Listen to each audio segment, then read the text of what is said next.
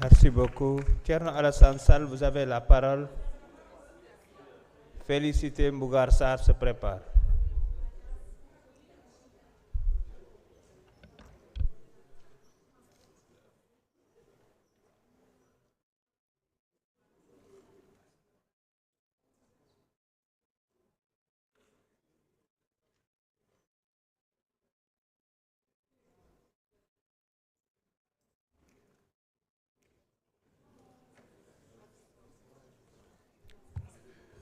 Monsieur le Président de l'Assemblée nationale, messieurs les ministres, chers ministres du Travail, avec qui on a marché parfois dans des conditions compliquées, chers collègues, monsieur le ministre, avec votre survenue, on aurait aimé que le Sénégal fût transformé en un havre de paix pour les travailleurs. Les textes sont en général bons, mais le Sénégal s'est transformé en apartheid, notamment pour les travailleurs du secteur public et parapublic.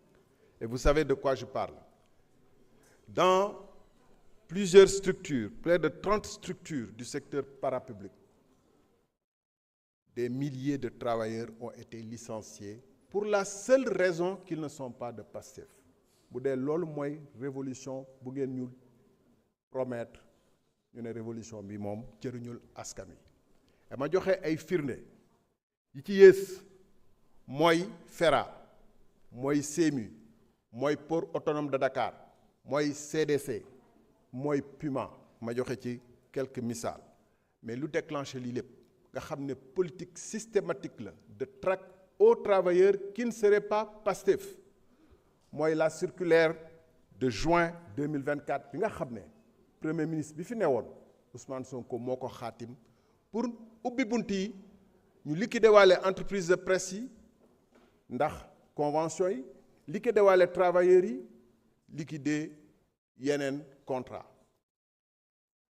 ba ko defee ñu jël di prétexter ci licenciement pour motif économique c'est lâche et c'est injuste directeur général bu ne chef de structure bu ne jàpp ni moom liñ ko dénk du sénégalais ñoo ko moom par la force nit ñi di teg seen bët ñu leen di teg injustice bu tara nga ne licenciement d'ordre économique nga randal ay nit dàq leen jël yeneen nit à la place au même moment dans le même temps avec une politique assumée ma jox leen misaal SOGEM c'est le ministre en charge de l'hydraulique mi nga xam ne ñoom ñooy assurer la tutelle de la société de gestion de Manantali de l'énergie de Manantali moo bind par une lettre du 10 avril 2025 une lettre confidentielle au haut commissaire neel dàqal ñii nga wuute leen ak ñii kenn ki ku ñu dàq il avait sa famille il était tranquille day charbonnier la day jaay charbon parce que ministre Cheikh Tidiane Dièye nee na nañ ko dàq jël yeneen sénégalais yi nga xam ne ay Pastef lañu am na ay photogas yi mun naa leen ko jox mais je préfère ne pas montrer ces personnes ne ñu dàq ay sénégalais yu nga xam ne dañu amoon seen CDI kii ma wone fii dafa amoon CDI ministère de l'hydraulique ñu jël ko SOGEM mu démissionné CDI ministère de l'hydraulique ñu jël ko SOGEM ak CDI sans aucun droit en violation parfaite de l'éthique de la dignité humaine de tout sens de justice en violation du code du travail que nous sommes en train aujourd'hui de voter ñu dàq ko SOGEM moom ak juróom-ñaari ñeneen naataangoom ñoo xam ne ku nekk say kër tas na PUMA ñu dàq fa ñu bëri am na ñoo xam ne juróom-benn 8 travailleurs licenciés ñu nga xam ne ñu ngi doon fayeeku 3,6 millions la coordinatrice docteur Samb dàq leen jël juróom-benn ñeneen ñu dàq juróom-ñett yu doon fayeeku 3,6 millions juróom-ñett ñeneen ñoo xam ne ñu ngi leen di fay 7,350,000 au motif de licenciement d'ordre économique. C'est de la violence, c'est de l'injustice, c'est de l'apartheid. C'est ça la révolution. dàq ay nit toroxal leen sans aucune sans aucun sens humain, sans aucun sens éthique. Après ngeen ñëw fii taxaw di tari ay aaya. C'est totalement du lii. C'est pas pour ça que vous marchiez. C'est pas pour ça. Et vous l'avez reconnu d'ailleurs. Vous le reconnaissez qu'il y a une injustice parce que vous avez sorti une autre décision circulaire en date du 31 juillet 2026, récemment, pour dire qu'il faut arrêter ce massacre-là. Mais entre-temps, c'est le même président qui était là. bañ ko def yëg na ko xam na ni ñu ngi toroxal ay Sénégalais ñu ngi jël ay pères de famille qui sont faibles, qui ne sont protégés que par la loi et le droit, qu'on piétine, qu'on transforme en charbonnier. Modou Gaye, je peux vous donner ses contacts, charbonnier. Vous appelez ça révolution? C'est ça que votre guide, c'est de ça que votre guide fait du pays et des Sénégalais? Et vous osez venir ici parce que les hémicycles vous donnent le droit, parce que vous avez la majorité, foulez la loi, l'éthique et la responsabilité au nom de votre force. Totalement inadmissible.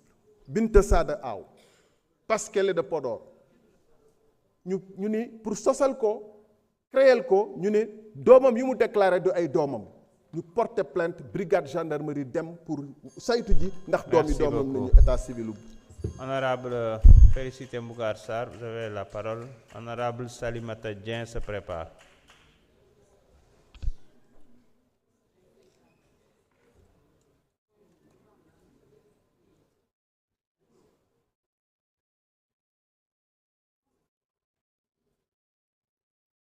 Merci Président. maa ngi leen di nuyu yéen ñëpp ñu teew ci salle bi di nuyu le peuple sénégalais di nuyu messieurs les ministres ak seen équipe. Président nuyu naa la. Monsieur le ministre, je me réjouis quand même ñu fekkante fi parce que je vous ai connu jeune professeur de collège dans les années 2007-8.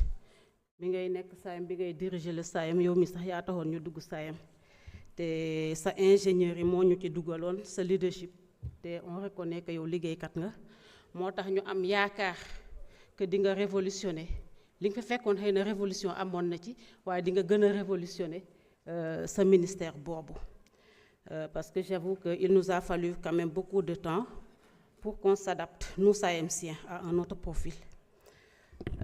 Monsieur le ministre, lu tax ma wax la ko dama am yaakaar ci yow parce que dañoo soxla beaucoup plus de protection pour la femme muy dans le privé muy dans le public. La femme est pratiquement laissée en rade. Il y a une discrimination malheureusement man dama ko dund man bi ñu ma jëlee sama affectation par exemple en 2005 on m'a affecté à Foundiougne.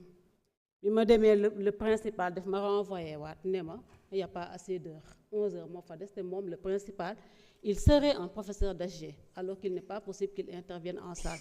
Ndekete yow y avait 3 à 4 femmes te mu doon éviter à chaque fois nu dem en congé de maternité. Est-ce une raison pour nga renvoyer un agent de l'État pour mu dem chercher beneen kii? Donc loolu lu ñu war a xoolaat loolu discrimination la te xam naa ni muy dans le privé muy dans le public la violence basée sur le genre moom loolu kenn du ko nattable dañ koy dund.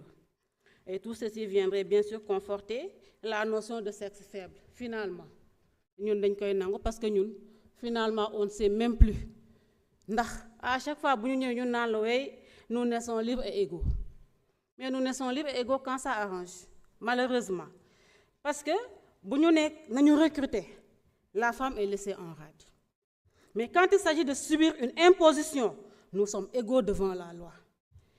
Quand il s'agit, mais si la faucheuse aussi se présente, malheureusement intervient, la femme ne laisse pas de pension en héritage. Wala ba ci ban anam la koy bàyyi bala ñu ciy jot dañuy sonn.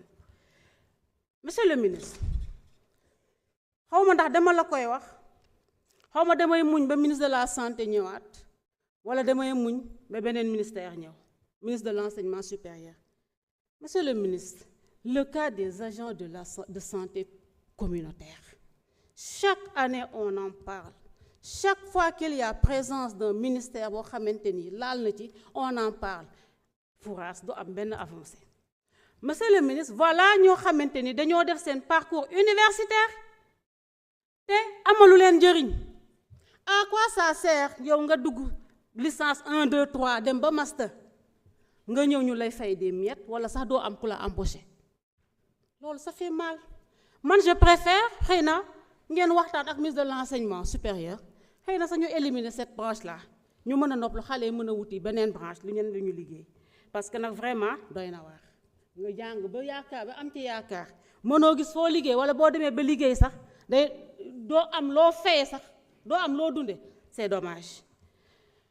Monsieur le ministre bu ñu demee ba la maternité bëgg a doon un frein day doon problème parce que man le cas bi ma la raconté mbirum maternité moo taxoon ñu renvoyer ma vers Diaoulé alors que je devais servir à Foundiougne ndax maternité mu war na mën a doon un frein muy que ce soit dans le privé wala que ce soit dans le public yaakaaruma ko kon nag nañu jël toutes dispositions yoo xamante ni moo ci wax les décisionnaires wax nañ ci sànq am na ñu bari ñu ci wax moo tax mën naa ci bañ a sori mais dama la koy rappeler rek les décisionnaires ba tey mérité nañ leneen tudd nañ fi ay artisans yu xawma ak ñan mais monsieur le ministre chaque fois